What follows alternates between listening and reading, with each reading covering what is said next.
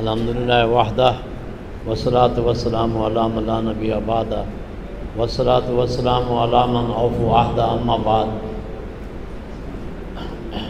अऊज़ु बिल्लाहि मिनश शैतानिर रजीम बिस्मिल्लाहिर रहमानिर रहीम बाब नज़ल मवानिन अल-क़िस्त यौमुल क़यामह। माशाअल्लाह वक्त क्योंकि बहुत काफ़ी गुज़र चुका है, इसे मुख्तसर अर्ज़ करने की कोशिश करूँगा।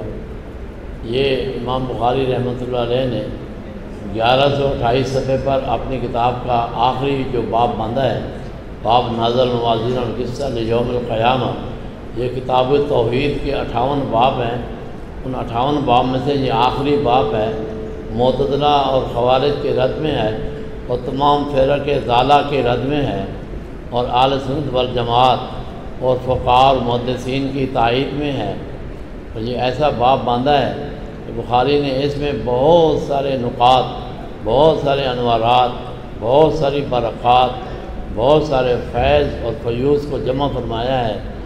امام بخاری رحمۃ اللہ علیہ نے پہلی حدیث جو نقل کی ہے وہ حضرت عمر بن خطاب رضی اللہ تعالیٰ عنہ سے، اس میں بھی بڑی کئی حکمتیں اور بہت ساری باتیں ہیں کہ وہ حدیث حضرت عمر بن خطاب جو کہ مہاجر ہیں، مکی ہیں، ہاں جی، بدری اور صحابہ کرام میں اعلیٰ مقام رکھنے والے صحابہ میں ہیں۔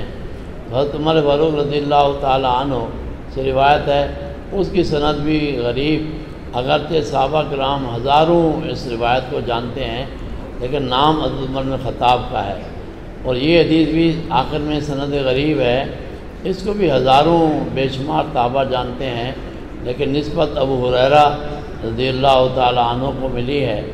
یہ بھی مہاجر ہیں، یہ حبشہ سے ہجرت کر کے مدینہ آئے، ایمان لائے، ایمان لانے کے بعد رسول پاک سے جدا نہ ہوئے، یہ مستقل ہمیشہ کے لیے آپ صلی اللہ علیہ وسلم کے ساتھ رہے اور احادیث کو جمع فرمایا، اور دن رات رسول پاک کی معیت میں اصحاب صفہ میں شامل ہوئے اور حق ادا کیا۔ انہوں نے بھی طالب علمی کا، اور طالب علم کے لیے ایک نمونہ پیش کیا، طالب علم کی کیا شان ہے، علم کے لیے اپنا تن من دھن لگاتا ہے، جیسے ابو ہریرہ نے اپنے آپ کو پیش فرمایا ہے۔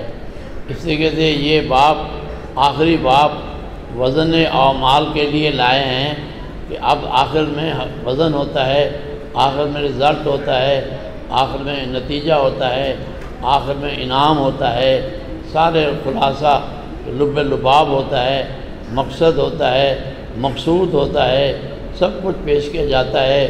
امام بخاری نے سب کو پیش فرما دیا اپنے انداز میں، ترجمۃ الباب کے حوالے سے بھی اور آگے حدیث کے حوالے سے بھی، اور جو روات لائے ہیں ان کے حوالے سے بھی۔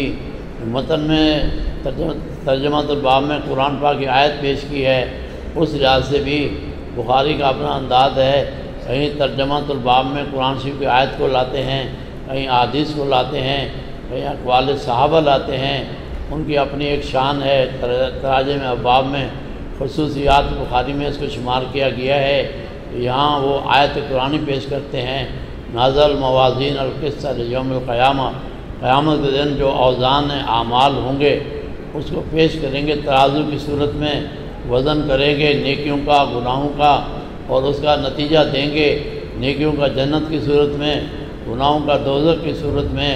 یہ سب امام بخاری نے اس میں بہت ساری باتیں جمع کی ہیں۔ میزان نازا بمانا نحضر، یعنی ہم حاضر کر دیں گے وہ سب کو جو وہم و گمان میں تھا وہ یقین میں لے آئیں گے۔ ابھی تو لوگ سنتے ہیں ہاں جی قیامت ہے، ہاں کبھی کبھی تو بولتے ہیں قیامت آئے گی تو خبریں لگیں گی، ابھی تو دنیا کی باتیں کرو، یعنی قیامت کو سنا انسنا، یقین بے یقین، کچھ یقین کچھ شک، اس طرح کے انداز تھا، لیکن اس کا ازالہ ہو گیا، نازا و نحضر، اب ہم حاضر کر دیں گے، سب کچھ کے سامنے لے آئیں گے۔ ترازو قائم ہوگا، ترازو کی ذمہ داری جبرائیل علیہ السلام کو دی جائے گی، کیونکہ جبرائیل علیہ السلام نے پورے دین کو پہنچایا، وحی کو پہنچایا، امتوں کو نور علیہ السلام سے لے کر آپ صلی اللہ علیہ وسلم تک ان کی یہ ذمہ داری رہی۔ تو قیامت دن اللہ پاک وزن کو کرنے کی ذمہ داری بھی جبرائیل علیہ السلام کو دیں گے، یہ ان کی ذمہ داری ہوگی۔ سید الملائکہ، سید الرسل اور سارے انبیاء کی امتوں کے، ساری کائنات کی مخلوقات کے اعمال کا وزن ہوگا، اس کی نگرانی حضرت جبرائیل علیہ السلام کو سونپی جائے گی۔ وہ سوئی کو دیکھیں گے کہ کدھر جاتی ہے، گناہوں کا اضافہ دیکھتے ہیں تو گناہوں کا فیصلہ سنائیں گے، نیکیوں کا اضافہ دیکھیں گے تو نیکیوں کا فیصلہ سنائیں گے۔ جبرائیل علیہ السلام یہ ذمہ داری پوری فرمائیں گے۔ اور اس طریقے سے میزان کے بارے میں یہ لفظ ہے اصل میں میوزان، اس واؤ کے کثرت کی ماقبل کی بنا پر یہ یا میں بدل گیا تو میزان ہو گیا، لیکن یہاں جو لفظ آیا ہے عجیب بات ہے، وہ جمع کا صیغہ لایا گیا ہے، سبحان، موازین آیا ہے۔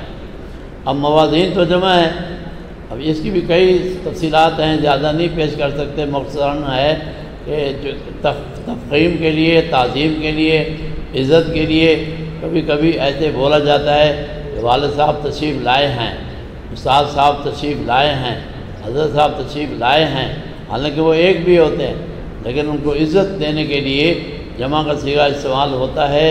علماء کہتے ہیں یہاں بھی عزت کے لیے اس میزان کو موازین سے تعبیر کیا ہے، اور بعض علماء کہتے ہیں کہ میزان بہت سارے ہوں گے، اعمال جیسے بہت سارے ہیں، میزان بھی بہت سارے ہیں، اس کی پھر تفصیلات ہیں کیسے میزان ہوں گے۔ آپ دنیا میں بھی دیکھتے ہیں، ہاں جی، گھاس تولنے والے کا میزان ترازو علیحدہ ہے، گندم تولنے والے کا علیحدہ ہے، سونے والے کا علیحدہ ہے، ہر ایک کا اپنا اپنا میزان ترازو اپنے اپنے دکانوں میں آپ دیکھتے ہیں مختلف ہیں، تو گویا کہ وہ اوزان مختلف ہوں گے۔ چلو اس بنا پر بھی جمع آ گیا۔ بات کہتے ہیں جی ایک ہی میزان ہے، سبحان اللہ، اتنا بڑا ہے، آسمان زمین بھی اس کے اندر آ جائیں گے، اور آسمان زمین کے سارے بسنے والے، ساری کائنات بھی اس میں آ جائے گی۔ اتنا بڑا ترازو ہے، آسمان زمین بھی، جیسے کوئی چیز ترازو میں ہم ڈالتے ہیں نا، وہ ترازو کے اندر جگہ پڑی ہوتی ہے بہت ساری، تو ابھی بھی اس ترازو میں اتنی بڑی وسعت ہے کہ سارا آسمان بھی آ جائے، ساری زمین بھی آ جائے، سارے لوگ بھی آ جائیں، اور سبھی کا ایک ہی بار وزن بھی کر دیں گے۔ ایسا بھی کرنے پر ساری صورت ہے، جیسے وہ چاہیں گے ان اللہ سریع الحساب، جلدی حساب لیتے ہیں، پورا لیتے ہیں، صحیح لیتے ہیں۔ آج کل بڑے بڑے ترازو بھی آئے ہوئے ہیں، بڑے بڑے وزن کے پیمانے بھی آئے ہوئے ہیں۔ اب پہلا طبقہ جو معتزلہ کا ہے وہ میزان کو، اعمال کو مانتے ہی نہیں، وہ کہتے ہیں وہ تو آراد ہے، آراد کا جسم نہیں ہے، کوئی جوہر نہیں ہے، وجود نہیں ہے، طول نہیں ہے، عرض نہیں ہے، عمق نہیں ہے، وہ تمام جو اس کے اوصاف ہیں وہ نہیں ہیں، اس بنا پر وہ ہم مانتے ہی نہیں ہیں۔ تو اس کو بھی رد کیا۔ آج کی دنیا نے ثابت کیا کہ بہت سارے آراد کا وزن، ہاں جی، بلڈ شوگر جو ہے چیک ہو رہا ہے، حالانکہ کوئی زہری شکل نہیں ہے، فوراً بتا دیتی ہے مشین شوگر زیادہ ہے یا تھوڑی ہے۔ دل کا بھی دیکھو آپ، وہ پیمانہ ہے، اس طرح سے بخار کا پیمانہ ہے، طرح طرح کے اوزان پیمانے میں آ رہے ہیں آراز کے، اور سب کوئی دیکھ رہے ہیں، سب کوئی جانتے ہیں، یہ تو اب مسئلہ ہی نہیں رہا۔ اور اللہ کے لیے ویسے بھی آسان ہے بھائی، آراز کا وزن نہیں کریں، ذرہ ذرہ کا بھی کریں، وَمَن يَعْمَلْ مِثْقَالَ ذَرَّةٍ خَيْرًا يَرَهُ وَمَن يَعْمَلْ مِثْقَالَ ذَرَّةٍ شَرًّا يَرَهُ، ذرے ذرے کو لانے پہ قادر ہیں، رائی کے برابر بھی قادر ہیں، لیکن آج کی دنیا نے ویسے بھی ثابت کر دیا اوزان ہو سکتے ہیں۔ دوسرا یہ ہے کہ نام اعمال کو وزن کریں گے، نام اعمال کے وزن کے بھی اللہ کے لیے کوئی مشکل نہیں، جتنے فرشتے نے دفاتر لکھے ہیں نیکیوں والے گناہوں والے، تو وہاں پیش ہوں گے۔ حدیث پاک بات ہے ایک بندے کا 99 دفتر گناہوں کا ہوگا، اللہ اکبر، اللہ بچائے، کہ وہ بہت بھاری گناہوں کا جو وزن ہوگا، یقین ہو جائے گا یہ دوزخ جائے گا۔ اللہ اکبر۔ اللہ ملائکہ فرمائیں گے بھائی خیال رکھو، میرے اس بندے کے اعمال میں کوئی نیکی ہو تو لاؤ۔ اتنے میں ایک بطاقہ لایا جائے گا، اس میں لا الہ الا اللہ محمد رسول اللہ لکھا ہوگا، اس پڑھ لیجیے آپ بھی، لا الہ الا اللہ محمد رسول اللہ۔ یہ بطاقہ کلمہ طیبہ کا، کلمہ شہادت کا، کلمہ توحید کا ایسا باوزن ہوگا جو رکھا جائے گا، تو نیکی کا پلڑا بھاری، گناہ ایسے اٹھ جائیں گے جیسے ان کی کوئی وقت ہی نہیں رہے گی، اور اس کو جنت بھیج دیا جائے گا۔ اس سے معلوم ہوا کہ نام اعمال کا بھی وزن ہوتا ہے۔ اور ایک تیسرا قول ہے کہ صاحب اعمال کا وزن ہوگا، خود پورے بندے کو اٹھا کے رکھ لو، سارے اعمال سمیت وزن کر لو، وہ جیسے اللہ چاہے بھی، وہ قادر مطلق ہے۔ ایک حدیث میں آتا ہے سیدنا عبداللہ بن مسعود رضی اللہ تعالیٰ عنہ ایسے کبار صحابہ میں سے ہیں، آپ صلی اللہ علیہ وسلم کے خدام صحابہ میں سے ہیں، آپ کے گھر کے سارے امور، سبزی سودا سب عبداللہ بن مسعود لایا کرتے تھے، اور پھر آپ کا وضو، آپ کا مسواک، سب بہت ساری خصوصیات سیدنا عبداللہ بن مسعود رضی اللہ عنہ کو حاضر ہیں۔ آپ سے ساتھ ان کا بہت گہرا تعلق تھا، اور فقہاء میں ان کا نام ہے، صحابہ میں فقیہ صحابی ہے، بڑا علم ہے، بڑا علم ہے، بڑا علم ہے عبداللہ بن مسعود رضی اللہ عنہ کا، لیکن جسم میں بڑے پتلے تھے۔ اب روایت میں آتا ہے کہ آپ کی پنڈلی مبارک اتنی پتلی تھی، بات صحابہ کو ہنسی آ جاتی، اتنے باریک تیری جیسے جسم چل رہے ہیں، تو ایک دفعہ آپ صلی اللہ علیہ وسلم اوپر تشریف لائے، صحابہ کرام کچھ تبسم فرما رہے تھے، علم تو بہت بڑا ہے، جسم بہت پتلا ہے۔ تو آپ نے دیکھا تو آپ نے صحابہ کو فرمایا تم عبداللہ بن مسعود کو کیا سمجھتے ہو؟ عبداللہ بن مسعود میرے ان صحابہ میں ہے، قیامت کے دن اس کے جو اعمال نامے ہیں، اس کے جو اعمال نامے کی نیکیاں ہیں، اونٹ پہاڑ سے بھی زیادہ وزن رکھتی ہوں گی، سبحان اللہ۔ اور پنڈلی کے متعلق بھی فرما دیا کہ ان کی پنڈلی بھی اونٹ پہاڑ سے بڑھ جائے گی، اتنا وزن اعمال کے حساب سے اس کی کیفیت تو اللہ رسول جانے۔ تو فرما دیا، اس سے معلوم ہوتا ہے کہ صاحب اعمال کو بھی وزن کیا جائے گا۔ ایسے ایسے اونٹ پہاڑ آپ جانتے ہیں۔ ایک دفعہ میرے ایک بدو نے دعوت کر لی مدینہ پاک میں، اب مجھے شوق ہے معلومات کا، تو میں تھوڑی دیر گاڑی چلتی، میں کہتا ابھی یہ کون سا پہاڑ ہے؟ اس نے ایک دفعہ کہا اونٹ پہاڑ ہے۔ پھر گاڑی اگلے سگنل پہ گئی، میں نے دوبارہ پوچھا کون سا پہاڑ ہے؟ وہ میزبان نے کہا یہ اونٹ پہاڑ ہے۔ پھر اگلے سگنل پہ گئی، میں نے کہا یہ کون سا پہاڑ ہے؟ اس نے کہا اونٹ پہاڑ ہے۔ اس کو غصہ آ گیا، مجھے کہنے لگا تم خاموش ہو کے نہیں بیٹھتے، میں آپ کو بار بار سمجھا رہا ہوں کہ اونٹ پہاڑ ہے۔ اچھا، میں نے کہا بھائی مجھے معلومات کا شوق ہے، آپ مجھے مدینہ کے باہر لے جا رہے ہو تو میں معلومات کے اپنی جستجو میں سے چاہتا ہوں پوچھنا کہ مجھے معلوم ہو جائے کہ یہ پہاڑ، اس کے بعد وہ پہاڑ، اس کے بعد وہ پہاڑ۔ تو اس نے کہا تو اونٹ پہاڑ کو کیا سمجھتا ہے؟ وہ مدینہ کا تھا بدو۔ میں نے کہا بھائی تو سمجھا دے، میں اگر اتنا سمجھتا تھا نہ پوچھتا آپ سے۔ اس نے کہا یہ 15 کلومیٹر سے بھی بڑا ہے۔ سبحان اللہ، سب کو کتنا بڑا ہے اونٹ پہاڑ؟ بدو نے مجھے بتایا کہ 15 کلومیٹر سے بڑا ہے۔ پھر میں خاموش ہو کے بیٹھ گیا، پھر دوبارہ نہیں پوچھا میں نے کہا پھر سننی پڑے گی۔ تو خیر اللہ تعالیٰ نے اتنا بڑا اونٹ پہاڑ کو بنایا ہے، تو آپ صاحب نے اونٹ پہاڑ سے تشبیہ دی صاحب اعمال کے وزن کی، کہ ان کے تو پنڈلیوں کے نیکیوں کا جو وزن ہوگا اونٹ پہاڑ سے بڑا ہوگا۔ تو اس تینوں چیزیں حق ہیں۔ اللہ تعالیٰ بادشاہ ہیں، مالک یوم الدین، سورۃ فاتحہ میں آپ نے پڑھا ہے۔ ایک ہوتا ہے قاضی، جسٹس، منصف، ایک ہوتا ہے مالک۔ اللہ تعالیٰ قاضی، جسٹس، منصف بھی ہیں، مالک بھی ہیں۔ مالک کو سب اختیار ہوتا ہے، جو حکم دے دے، جس کو چھوڑ دے، جس کو پکڑ لے، جس کو معاف کر دے، مالک کو کوئی پوچھ نہیں سکتا۔ منصف اور جج کی صفت میں یہ شامل ہے، وہ قانون کے مطابق فیصلہ دے، اپنی مرضی کے مطابق وہ دشمن کو سزا نہیں دے سکتا۔ جج اپنی مرضی کے مطابق دوست کو بڑا فیصلہ یا انعام نہیں دے سکتا، قانون کے مطابق اس کو فیصلہ کرنا ہوتا ہے۔ بلکہ بہت دفعہ جج کہتا ہے قانون اجازت نہیں دیتا، میں مجبور ہوں اور میں قانون کے بغیر نہیں جا سکتا، میں قانون کے مطابق فیصلہ دوں گا۔ لیکن مالک اس سے اوپر ہے، اللہ ہے مالک یوم الدین، وہ قاضی یوم الدین نہیں ہے۔ تو اس دن عجیب عجیب فیصلے آئیں گے سامنے۔ حدیث میں آتا ہے ایک شخص کو پیش کیا جائے گا اور اس کے بعد نام اعمال میں ایک نیکی ہوگی، ایک نیکی کم ہوگی۔ اللہ تعالیٰ فرمائے گا جا، ایک نیکی تیری ماں بھی ہے، تیرا باپ بھی ہے، تیرے بھائی بہنیں، تیرے دوست بھی ہیں، لیا۔ ہو گیا ٹھیک ہے، اللہ ایک نیکی تو کوئی بڑی بات نہیں، اس کو اندازہ نہیں ہوگا کہ یوم القیامہ میں ایک نیکی کی کتنی قیمت ہے۔ دنیا میں تو ایک نیکی کو یا نفل کو تو کچھ مانتے ہی نہیں۔ حضرت فرما رہے تھے بڑی خطا ہے، بڑی خطا ہے، اللہ ہم سب کو معاف کرے، امت کو معاف کرے، امت کو ہدایت دے، سب دعائیں ہیں۔ لیکن حالات عملی طور پر دنیا میں عجیب غریب ہیں، جوابات بھی عجیب غریب ہیں۔ نفل کو تو مانتے ہی کوئی نہیں، وہ کہتے فرض کی بات کوئی نہیں سنتا، واجب بھی نہیں سنتا، آپ نوافل کی باتیں کرتے ہو، الیاذ باللہ۔ خیر تو بہرحال وہ اللہ پاک کہیں گے جائے کہ نہیں لیا، اب پہلے ماں کے پاس جائے گا کہ ماں بڑی مہربان ہے، ماں وہ کرتی ہے جو کوئی بھی نہیں کرتا۔ یہ حقیقت ہے، ماں کی ایک محبت ہے اولاد کے ساتھ۔ تو ماں ایک نیکی دے دے، ماں کہے کہ بیٹا دنیا میں سب کچھ دیا تجھے، آج ایک نیکی نہیں دے سکتی ہوں، مجھے اپنا ڈر ہے میرا کیا ہو گیا، پتہ نہیں تیری تو ایک کام ہوئی، میری زیادہ کم ہوگی تو مجھے کون دے گا۔ پھر اس طرح سے مجھے ٹائم نہ ہونے کی وجہ سے مختصر کر رہا ہوں، سارے رشتہ داروں کے پاس جائے گا، سبھی نہ کریں گے، نا امید ہو کے لوٹے گا۔ اب تو بھائی سب نے نہ کی ہے، منع کیا ہے، چلو جو سزا بھگتنی ہے، جو بھی اللہ کرتا ہے کرے۔ راستے میں ایک بندہ ملے گا، اس سے پوچھے گا کیا مسئلہ ہے تیرا یار، کیوں پریشان ہے؟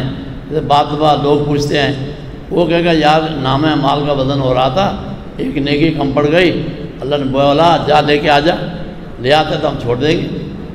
تو وہ کہے گا اچھا ایک نیکی کا اتنا مسئلہ ہے یہاں پر؟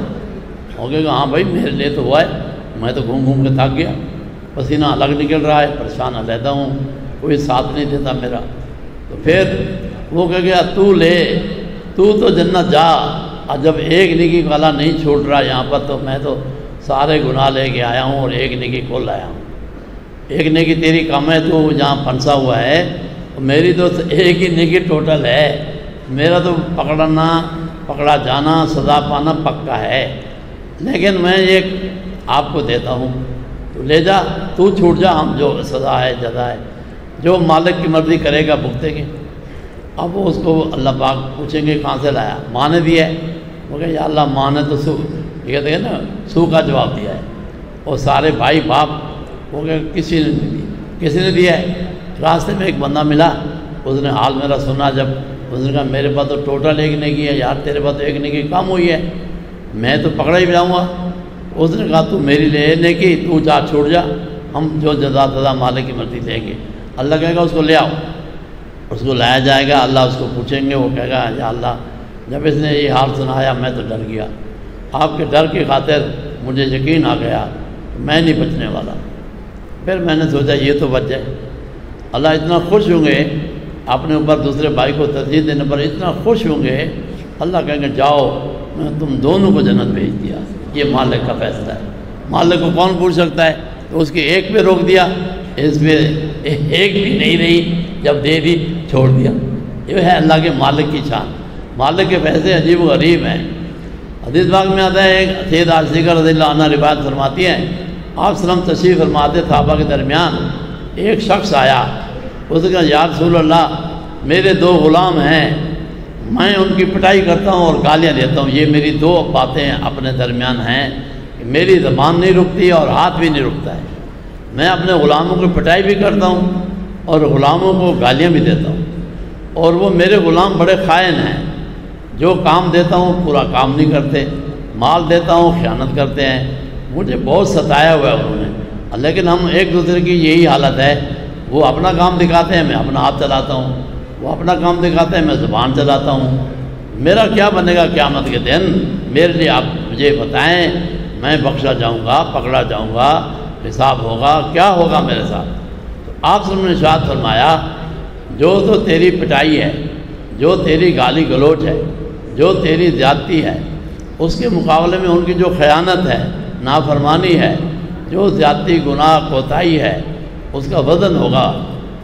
اگر تو تیری پٹائی بڑھ گئی تو تجھے سزا دیں گے، اور اگر ان کی زیادتی بڑھ گئی، خیانت بڑھ گئی، ان کو سزا دیں گے۔ تو وہاں عدل ہوگا، جس کا جو پورا ہو گیا تو دونوں کو چھوڑ دیں گے، اگر کم زیادہ ہوا جس کے اوپر آئے گا اس کو جواب دینا پڑ جائے گا۔ اس کے بعد وہ شخص الگ ہو کے تھوڑی دیر جا کے بیٹھ گیا اور رونے لگ گیا، زار زار رویا، زار زار رویا، اور یا اللہ میں تو خطرے میں پڑ گیا، میری آخرت خطرے میں پڑ گئی، میری نجات خطرے میں پڑ گئی، مجھے یقین سے نہیں سوچ سمجھ میں آ رہا کہ میں جنت جاؤں گا یا دوزخ جاؤں گا۔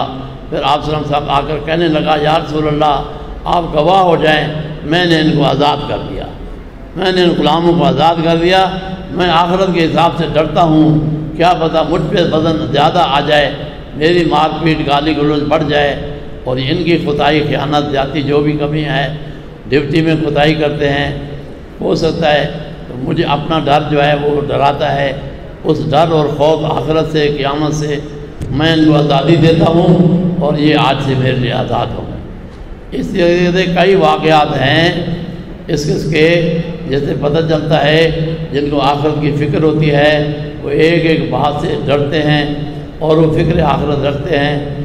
اب کچھ روات کی طرف بھی آتے ہیں، ایک قصاص کا لفظ جو ہے یہ اصل میں رومی لفظ ہے، عدل کے معنی میں آتا ہے، لیکن اب عربی میں آ گیا ہے، اب اس کو عربی شمار کرتے ہیں۔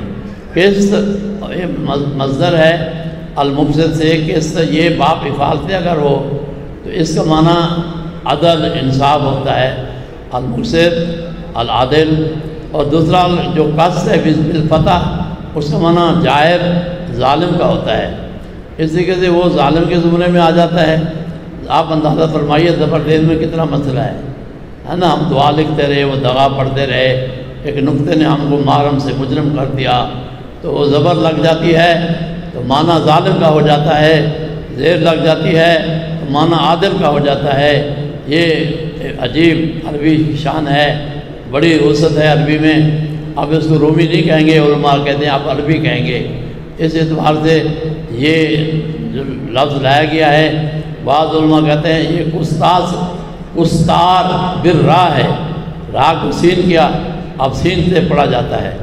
خیر، تو اس لیے کہتے ہیں جو روات ہیں ان کی تھوڑی سی بات بھی سن لیجئے۔ روات میں احمد بن اشعب امام بخاری کے استاد ہیں، یہ سارے راوی کوفی ہیں، مزے کی بات ہے۔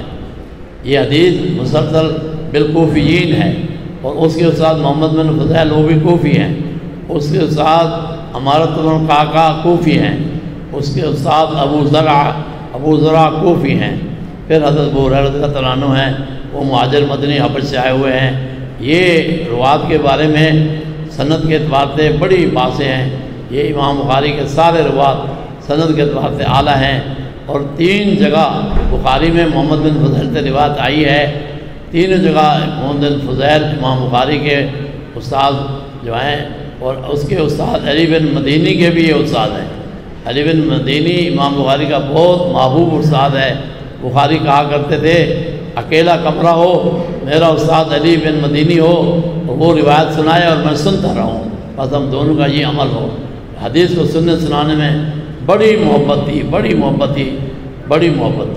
تو خیر، محمد بن فضیل بڑے اعلیٰ درجے کے ہیں، کچھ کلام ہے لیکن وہ کلام بھی رد کیا گیا ہے، اور یہ اپنی جگہ یہ سارے راوی انہی سے روایت کرتے ہیں۔ یہ شان ہے ان کی، ہر طرف سے روایت ان سے ہوتی ہے۔ آگے ہمارا بن قعقاع وہ بھی بڑے محدث ہیں، ان کی بھی بڑی شان ہے۔ آگے ابو زرع، ان کی 2 باتیں بتانا چاہتا ہوں۔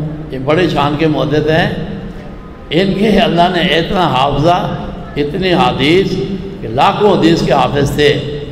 ان کے ایک شاگرد تھے، وہ حدیث پڑھتے تھے، ان کے بعد اسی دوران اس کی شادی ہو گئی۔ اب شادی میں تو توجہ بڑھ جاتی ہے، گھر والے بھی تقاضا کرتے ہیں کہ ہمیں ٹائم دو، تو اس طریقے سے وہ ٹائم دینے میں استاد بھی تقاضا کرتے ہیں کہ علم کو ٹائم دو۔ دوران تعلیم جو شادی ہے یہ بھی ایک امتحان ہوتا ہے۔ بہرحال تو وہ ابو زرع رضی اللہ عنہ کے شاگرد کی جو شادی ہوئی، ایک دن سبق لمبا ہو گیا، ظاہر علمی ایک شغف ہوتا ہے، تو وہ گھر میں دیر سے گیا، تو دلہن صاحبہ جو تھی نائی نبیلی، وہ ناراض بیٹھی تھی۔ تو اس نے کہا تم کہاں ہو چلے گئے، میں نے کھانا پکایا، میں نے یہ کیا، میں نے وہ کیا، کب سے انتظار کرتی ہوں، تم نہیں آئے۔ تھوڑی ناراض ہو گئی گویا۔ تو پھر اس نے کہا جی اللہ کی بندی، میں تو سبق پڑھنے گیا تھا، میں تو اپنے استاد ابو زرع کی مجلس میں بیٹھا تھا، تو دیر ہو گئی۔ اس نے جذبے میں، غصے میں، وہ عقل اس وقت نہیں ہوتا غصے میں بندے کا، خواتین کا تو بہت ہی کمزور ہے، تو وہ بول جاتی ہیں وہ بات جو بعد میں پچھتاتی ہیں۔ تو اس نے کہہ دیا تیرے استاد کو کچھ بھی نہیں آتا، تیرا استاد کیا جانتا ہے، کس کے پیچھے اتنا ٹائم لگاتا ہے، میرے پاس تجھ کو ہونا چاہیے۔ اب اس کو بھی جوش آ گیا، اپنے بارے تو کہتا ہے تو کہتی میں مانتا، میں استاد کے بارے نہیں مانتا۔ یہ بھی ایک محبت ہوتی ہے طالب علم کی، کہ استاد کے بارے، اور مرید کی بھی محبت ہوتی ہے شیخ کے بارے، یہ ہوتا ہے اپنے بزرگوں کے بارے۔ اولاد کی بھی محبت ہوتی ہے، باپ کو گالی دے دو نا کوئی بات نہیں، اولاد کے سامنے دے دو تو اولاد کھڑی ہو جاتی ہے۔ یہ کچھ باتیں ہیں۔ بہرحال تو علی بن مدینی کو استغفر اللہ، وہ شاگرد کو ابو زرع کے غصہ آ گیا۔ اس نے کہا اگر میرے استاد کو کچھ نہیں آتا تو پھر تجھے 3 طلاق ہے۔ اب بڑی بری بات ہو گئی، دوستی غصے میں نقصان ہو گیا، رات تو گزر گئی، ناراضگی میں دونوں گئی۔ صبح دلہن کہتی ہے بتاؤ میں اب تمہاری بیوی ہوں یا نہیں ہوں؟ تو اس شاگرد نے کہا میں جب تک استاد سے نہ پوچھوں میں کچھ نہیں کہتا، تم انتظار کرو، میں سبق پڑھنے جاؤں گا، استاد سے پوچھوں گا، شام کو بتاؤں گا تو میری بیوی ہو یا نہیں ہو۔ میری طلاق مشروط ہے، شرط کے ساتھ ہے۔ آپ نے استاد کو آ کے بتایا، میں سیاہ کارنامہ کر کے آیا، یہ تو بڑی خوشی کی باتیں، لیکن غصہ آ گیا۔ اس نے آپ کے خلاف بول دیا، مجھ سے نہیں رہا گیا۔ اس نے کہا تیرے استاد کو کچھ نہیں آتا، اتنا ناراضگی آئی، میں نے کہہ دیا اگر میرے استاد کو کچھ نہیں آتا تو تجھے ہاں میں نے یہ بھی کہہ دیا میرے استاد کو اگر 1,00,000 حدیث یاد نہ ہو، اللہ اکبر، اور میں نے تو بھائی کچھ نہیں، ایسی قسمیں نہیں کھانا، اب طلاقیں ہو جائیں گی۔ تو 1,00,000 حدیث اگر میرے استاد کو یاد نہ ہو تو تجھے 3 طلاق ہے۔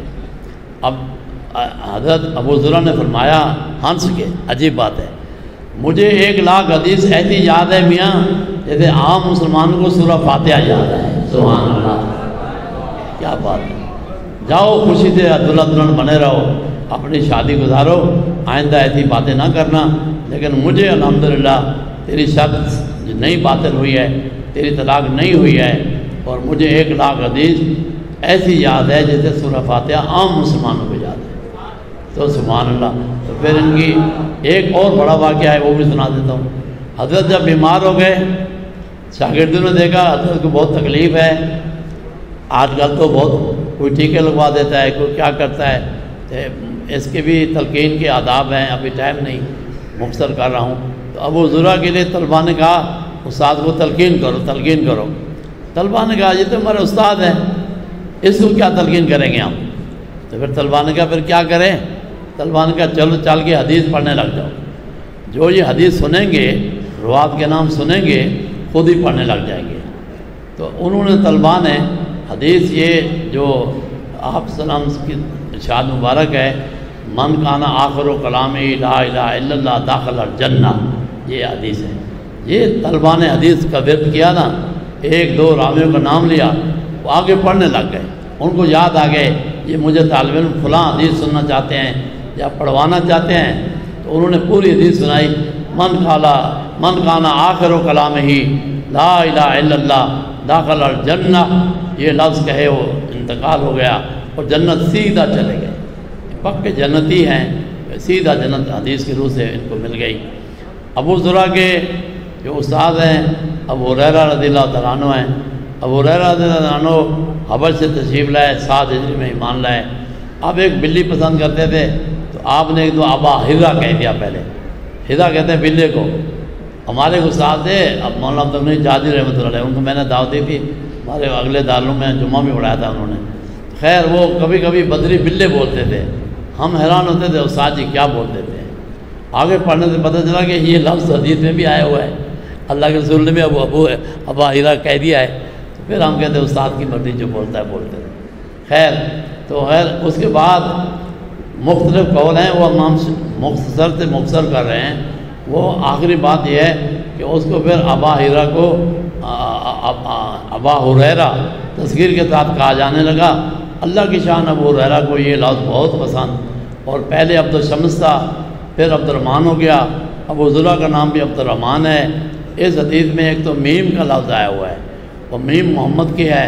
ہمارے شیخ خواجہ اللہ صاحب بتاتے تھے پوری امت رسول پاک کی محمد پہ بنی ہوئی ہے۔ ہم پوچھتے حضرت محمد پہ ہم کیسے بنے ہوئے ہیں؟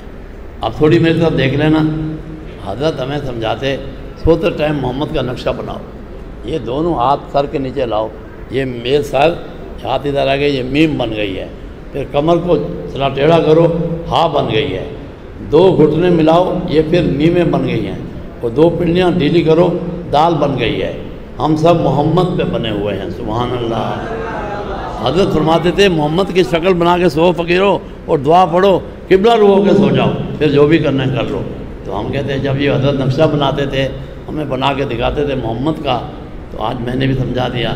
تو یہ اس حدیث میں آخر میں سب میمیں ہیں، محمد سے احمد کی میم، آگے دیکھو محمد کی میم محمد بن فضیل، آگے دیکھو ہمارا بن کاکا کی میم ہمارا کی، آگے ابو ذرا کا اصلی نام ہے عبد الرحمن، اس کی میم، ابو ہریرہ کا اصل نام عبد الرحمن ہے، اس کی میم۔ اور دوسری یہ حدیث ہے جتنے راوی ہیں سارے کوفی ہیں، یہ امام اعظم کا مسکن ہے کوفہ، اور باقی تو باتیں بہت ساری ہیں۔ یہ جو اللہ کا نام ہے سبحان اللہ، یہ امام اعظم کہتے ہیں کہ اس میں اعظم ہے، کوئی بھی دعا قبول کرنی ہو اس میں اعظم تو کر لو۔ طلبہ علماء نے کہا حضرت کیا دلیل ہے؟ امام اعظم نے کہا بھائی اعوذ باللہ پڑھو، بسم اللہ پڑھو، الحمدللہ پڑھو، ملائکہ کی آخری دعائیں پڑھو، جنت والے آخری دعائیں پڑھو، سب جگہ اللہ اللہ الحمدللہ سبحان اللہ، سب جگہ اللہ کا نام آ رہا ہے۔ طلبہ نے کہا اس سے بڑی دلیل بتاؤ۔ امام اعظم نے کہا ارے موسیٰ اور اللہ تعالیٰ کی ملاقات جانتے ہو؟ طلبہ نے کہا ہاں جی جانتے ہیں۔ کہہ رہے قرآن شریف میں ہو تو آئیے اننی ان اللہ، کیا تعارف ہے اللہ نے موسیٰ کو اپنا؟ پڑھ دیجئے اننی ان اللہ، اللہ اپنے نام بتایا، میرا نام اللہ ہے، اللہ اسم اعظم ہے۔ اب آپ کہتے ہیں جی ہم تو پڑھتے ہیں دعائیں قبول نہیں ہوتی، اس قبول نہ ہونے کی وجہ ہماری بدعمالی ہے، حرام کھانا ہے، جھوٹ بولنا ہے، اور بھی کئی وجوہات ہیں بھائی، ورنہ دعا تو قبول ہے۔ میٹھا تو میٹھا ہوتا ہے، جرکان والے کو اگر کڑوا لگے اس کے جرکان سبب ہے، میٹھے میں کوئی کوتاہی نہیں ہوتی ہے۔ اسم اعظم ہے۔ اب دیکھیے عام آدمی اگر کسی نوکر کو کہے نکل جا، کوئی نکلے گا نہیں، اگر آئی جی کہہ دے پولیس مین کو نکل جاؤ، نکل جائے گا۔ تو یہ اسم اعظم کی شان ہے بھائی۔ جو اللہ والے ہیں، جو علماء ہیں، جو عاملین ہیں، جو ذاکرین ہیں، شاغلین ہیں، سالکین ہیں، ان کے مراتب ہیں، بہرحال وہ اپنی جگہ۔ تو اب یہ جو لائے ہیں امام بخاری حدیث بڑی پیاری، خطبے کے آخر میں، کتاب کے آخر میں بہت بڑی نصیحت ہے امام بخاری کی۔ طالب علم فارغ ہو رہے ہیں، اب یہ دنیا کے کاموں میں جائیں گے تو وہاں مشکلات ہوں گی، تو مشکلات کا حل حدیث تسبیح ہے، سبحان اللہ و بحمدہ سبحان اللہ العظیم ہے۔ یہ سارے مسائل کا حل امام بخاری بتا رہا ہے۔ دوسری بات ہے پڑھنے پڑھانے میں کوتاہی ہوئی، مجالس میں کوتاہی ہوئی۔ حضرت شیخ الدین مدکر نے لکھا ہے کہ 217 ہجری میں بخاری کو لکھنا شروع کیا ہے امام بخاری نے، اور 233 میں مکمل کیا ہے۔ 16 سال لگے ہیں، 16 سال۔ زیادہ تر حرمین میں گزرا ہے وقت، تفصیلات کا وقت نہیں ہے، میں نے پہلے عرض کیا کہ بس تھوڑے تھوڑے اشارے دے رہا ہوں۔ اس طریقے سے یہ امام بخاری کی محنت، مجالس میں کوتاہی بھی ہو جاتی ہے، بات بھی ہو جاتی ہے۔ اللہ نے بھی کہہ دیا ہے کہ جب تم اٹھو تو اللہ کی تسبیح پڑھا کرو۔ آپ صلی اللہ علیہ وسلم کو بھی جب فتح مکہ ہو گیا، اللہ نے کہہ دیا اذا جاء نصر اللہ والفتح ورأیت الناس یدخلون فی دین اللہ افواجا فسبح بحمد ربک واستغفر انہ کان توابا۔ تسبیح و استغفار کا حکم ملا، تو امام بخاری بھی یہ مجلس کا آخر ہے، سبق دے رہا ہے کہ اللہ کی تسبیح پڑھو، اور ہم اور تسبیح میں دونوں باتیں جمع ہیں۔ جب سبحان اللہ کہا، ہمارے حضرت بنوری رحمہ اللہ فرمایا کرتے تھے یہ سالبہ کلیہ مقدم ہے، آگے وابحمدی موجبہ کلیہ مؤخر ہے۔ سالبہ کلیہ تمام جہتوں سے شرک کی نفی کرتا ہے، نفی غیر اللہ کے اللہ کو بڑی پسند ہے، یہ کلمہ مقدم ہو گیا۔ اس کے بعد موجبہ کلیہ آگے حمد کا، اس میں حدیث میں آتا ہے سبحان اللہ آدھے میدان کو بھرتا ہے، اور حمد اللہ کے پورے میدان کو بھر دیتی ہے۔ وہ اس حدیث میں سب کچھ ہو گیا، جب اس کو پڑھیں گے بہت کچھ ہوگا۔ اور امام بخاری یہ بھی اشارہ دیتے ہیں کہ یہ جو تسبیح ہے یہ یونس علیہ السلام کو مچھلی سے نکالا، اللہ نے کہہ دیا اگر وہ تسبیح نہ کرتے تو قیامت کے دن کے اٹھائے جانے تک مچھلی میں رہتے۔ انہوں نے تسبیح کی، مجھے پسند آ گئی، میں نے مچھلی سے یونس کو نکال کے باہر زندگی عطا فرما دی۔ تفصیل زیادہ ہے، لا الہ الا انت سبحانک انی کنت من الظالمین، یہ تسبیحات ہیں۔ آخر میں ایک واقعہ تھوڑا آتا ہے، حضرت عمر فاروق نے ایک مجرم کو حکم دیا اس کو درے لگاؤ۔ اچھا ابی بن کعب وہ صحابہ میں اعلیٰ شان والے صحابی ہیں، قرات میں قاضی بھی ہیں، عمر کے وقت کے قاضی اور قضات بھی ہیں۔ اچھا جب وہ اس کو درہ مارا، اس وقت کے یار گنہگار بھی اچھے تھے، آج کے نیکوکار بھی برے ہو گئے، اللہ معاف کرے۔ تو جیسے اس کو درہ مارا مجرم کو، اس نے زور سے پڑھا سبحان اللہ، ارے پڑھتے رہو، مرتے نہیں بنو، سبحان اللہ تو پڑھ لو، سبحان اللہ۔ حضرت عمر نے سنا وہ مجرم کہتا ہے سبحان اللہ، تو حضرت نے کہا اور رک جا، دا ہو، اور درے مارنے والے جلاد کو عمر نے رکوا دیا۔ اچھا ابی بن کعب ہنس پڑے، وہ ساتھ بیٹھے تھے نا، ہنس پڑے، تو عمر فاروق نے سمجھ لیا کہ ابی بن کعب میرے فیصلے پہ ہنسے کیوں ہیں۔ بہرحال ایک سوال ہے کیا، ما یوسے کو کہا ابی بن کعب، کیا چیز تجھے ہنسا رہی ہے؟ عبید کہا حضرت مجھے یہ کلمہ سبحان اللہ کا ہنسا رہا ہے، خفف العذاب سبحان اللہ، خفف العذاب۔ یہ سبحان اللہ مجرم نے پڑھا، آپ نے اس کو چھوڑ دیا، یہ سبحان اللہ کیا پیارا کلمہ ہے اللہ کا، یہ مجرم کا عذاب معاف ہو گیا۔ صحابہ کرام بیٹھے ہوئے تھے، یہ کیا عجیب کلمہ ہے سبحان اللہ کا۔ آج تو افسوس ہے ہمارے منہ سوکھ گیا، اللہ کا ذکر بھی نہیں ہے، سبحان اللہ بھی نہیں ہے، الحمدللہ بھی نہیں ہے۔ چلو میں تعریف کرتا ہوں، کوئی دال روٹی والے بات کو بچاتے ہوئے آج آپ لوگ سب سبحان اللہ پڑھ لو، تاکہ آپ الحمدللہ پڑھ لو، اللہ اکبر پڑھ لو، چلو آپ کا ہمارا نام تو آ جائے گا، کم سے کم اپنی جاری تو لگا لیں اللہ پاک سے بھائی۔ اس طریقے سے یہ سبحان اللہ عرب میں عام ہے۔ ہم پہلے حج پہ گئے، گھر والے بھی ساتھ تھے، وہ جو موقع ہوتا ہے نا بسوں گاڑیوں کا، ہم وہاں جو گئے نا ڈرائیور لڑ رہے ہیں، ہر ڈرائیور ہم کو کھینچتا ہے، یا اللہ تعالیٰ آج میرے پاس آ جاؤ۔ اچھا سب ایک دوسرے کے پیچھے، ہم سوچنے لگے ابھی لڑیں گے۔ آخر میں وہ ڈرائیور بولتے تھے صلی علی النبی، کیا بولتے تھے؟ صلی علی النبی۔ لڑائی ختم، چومنے لگ گئے۔ اور ہم نے کہا پاکستان کو یہ نہیں جانتے ہیں لوگ، پاکستان میں اڈے میں تو وہ لڑائی ہوتی ہے، کوئی نہ کوئی لڑائی ہو ہی جاتی ہے اڈے میں، اکثر دیکھتے ہیں۔ یہ تو کہتے ہیں عربی ہیں، غصہ اتنا، شور اتنا، لیکن آگے صلی اللہ علیہ وسلم خاموشی اتنی، اور چوما چاٹی شروع، اور جلا بھائی جلا، چلو بھائی چلو، غصہ ختم، محفل خوشی میں چلی گئی۔ تو یہ ایک واقعہ، چلو درود کا بھی سن لو۔ حدیث پاک میں آتے ہیں حضرت آدم علیہ السلام کو اللہ پاک دو سب چادریں پہنا کر، لمبی قد حضرت کی ویدے بھی بڑی ہے، کھجور کی مثال حدیث میں آئی ہے، اللہ ان کو درمیان میں رکھیں گے، جنت والے بچے بھی ان کے دکھائے جائیں گے، تو حضرت آدم خوش ہوں گے۔ ظاہر ماں باپ کے بچہ کوئی پوزیشن لاتا ہے نا، ماں باپ خوش ہوتے، ارے مٹھائی ہے مٹھائی، ارے نکاح ہو رہا ہے، ارے یہ اسلام لایا، ارے یہ پاس آیا، تو عادت ہم خوش ہوں گے۔ کچھ لوگ دوزخ میں جا رہے ہوں گے، عادت ہم انتہائی غمگین ہو جائیں گے۔ سب منظر لمبا ہے۔ بہرحال ایک رسول پاک کا امتی پکڑا جا رہا ہوگا، اس کو دوزخ لے جایا جا رہا ہوگا، حضرت آدم علیہ السلام زور سے آواز لائیں گے، یا ابن احمد، او میرے احمد بیٹے، یہ آپ کا امتی دوزخ جا رہا ہے۔ اچھا آپ سلام بھی دوڑیں گے، چلو اس کو بچاؤ بھائی، یہ ہمارا امتی ہے، اللہ سے شفاعت کریں۔ تو اللہ پاک کو کہیں گے یا اللہ اس کو چھوڑیں، اللہ پاک کے گناہ بہت ہے، ہم سزا دیتے ہیں۔ تو آپ سلام کہیں گے یہ بندہ مجھ پہ درود اس نے بھیجا ہے، میں وہ درود پیش کرتا ہوں۔ جو ہی رسول پاک درود بھیجیں گے، درود پیش کریں گے، جو بندے نے کیا ہوگا زندگی میں، یہ گناہ گاروں کو بھی پتہ نہیں چلتا، بھائی یہ بھی چھپے چھپے نیکیاں کر لیتے ہیں، اس لیے حقیقی فیصلہ تو اللہ جانتا ہے بھائی کیا ہوگا۔ لیکن بہرحال تو جب درود شریف رکھا جائے گا، وہ جتنے بڑے گناہوں کے دفتر ہوں گے وہ سارے ہلکے ہو جائیں گے درود شریف کی برکت سے، سارے پیارے نبی کے درود کی برکت سے، جیسے اللہ کے کلمہ توحید کی برکت ہے، 99 دفتر ہلکے ہو جائیں گے، وہ جنت جائے گا۔ یہ واقعہ تھوڑے دنوں میں میرے علم میں آیا، اس لیے پیش کر رہا ہوں۔ تو حضرت آدم علیہ السلام کی درخواست پر اپنے پیارے نبی کے اور پیارے نبی کی درود کی برکت ہے، یہ 200 آدمی جنت جائے گا۔ اللہ ہم سب کو کلمہ توحید کی دولت سے مالا مال کر دے، اللہ ہم سب کو پیارے نبی۔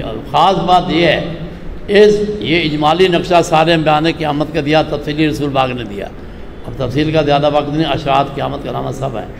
70,000 بندہ بغیر حساب کے جنت جائے گا، یہ حدیث سنا دیتا ہوں، پھر جو باقی کارروائی کرتے ہیں۔ تو 70,000 پہ فرمایا ایک ایک پہ 70,000 ہوگا، سبحان اللہ، ایک اتنا اللہ کا پیارا ہوگا۔ مولانا ذکر رحمۃ اللہ لکھتے ہیں کہ ایک کے پیچھے 70,000 جائے گا، 70,000 پہ ہر ایک پہ 70,000 بہت سارے بنیں گے، بغیر حساب کتاب جنت جائیں گے۔ دعا کریں اللہ ہم کو بغیر حساب کتاب جنت کی روزہ۔ ایسے اوزان کے، حدیث کے اور مختلف قیامت کے احوال بہت سارے ہیں، ہر عالم اپنی شان کے مطابق بیان کرتا ہے، تھوڑا بہت میں نے عرض کیا ہے۔ اس طریقے سے سبحان اللہ و بحمدہ سبحان جو کلمات ہیں بہت پیارے ہیں، گرامر کے، ترکیب کے، قرات کے، ہر اعتبار سے صفات میں اعلیٰ ہیں، ہلکے پھلکے ہیں، وزن میں بھاری ہیں۔ کلمتان، 2 کلمے، حبیبتان الی الرحمن، رحمان کے لیے محبوب، خفیفتان علی اللسان، زبان پر بالکل ہلکے، بالکل ہلکے، وہ میں عرض کر دیا۔ ثقیلتان فی المیزان، میزان میں بہت بھاری ہیں۔ سبحان اللہ و بحمدہ سبحان اللہ العظیم، سارے کثرت سے پڑھ لو سارے بھائی، سبحان اللہ و بحمدہ سبحان اللہ العظیم، سبحان اللہ و بحمدہ سبحان اللہ العظیم، سبحان اللہ و بحمدہ سبحان اللہ العظیم۔ اچھا کچھ نکاح ہیں، کچھ بندے مسلمان ہونے آیا ہیں، صبح میں نے کلمہ فجر نماز بعد پڑھا دیا تھا، ابھی ان کا نکاح بھی ہے، ہم وہ آ جائیں گے، بتا جلدی نام بتا دو، اجازت دے دو، خطبہ پڑھ کے دعا کریں، آگے ہزار بندی کریں، جلدی کرو، نام بتاؤ بھائی، فارم جارمان، ذوالفقار، کون کون دلہے کے نام ہیں، اجازت دے دو جلدی سے۔ بھائی بولو کون کیا ہے؟ علی رضا کی بہن کا جو دلہا ہے وہ کیا نام ہے بتاؤ بھائی، جی نام بتاؤ، اجازت دو بھائی نہیں آئے وہ لوگ، چلو بھائی دستار بندی کراؤ پھر آؤ جلدی دستار بندی کراؤ، میری طبیعت ٹھیک نہیں ہے، اللہ خلیل الرحمان صاحب دعا کرائے، مجھے لے دو بس وہ کروا دو، مجھے لے دو طبیعت ٹھیک نہیں ہے، آگے کاروی خلیل الرحمان صاحب کرائے گے۔ جزاک اللہ جی، ماشاء اللہ آ گیا، وہ بھی بڑھا دیں، نکاح بڑھا دیں، دعا بھی کرو، مجھے لے دو۔